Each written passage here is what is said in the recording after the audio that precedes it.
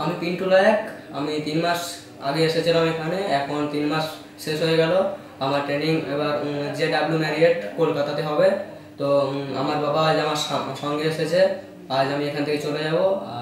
আর এই কলেজে আমাকে অনেক কিছুই শিখিয়েছে, কেমনভাবে হোটেল ইন্ডাস্ট্রিতে কাজ করতে হয়, গেস্টদের সাথে বিহেভ করতে হয়, এমনকি মানুষের মতো মানুষ হতে শিখিয়েছে। আর আমি আমার বন্ধুদের বলবো যেন বেকারের মতো বসে না থেকে এমনই ইন্ডাস্ট্রিতে যোগদান দেয়, যেন তাদের বেকারত্ব দূর হয়। আমার বাবা এসছে আমার সাথে।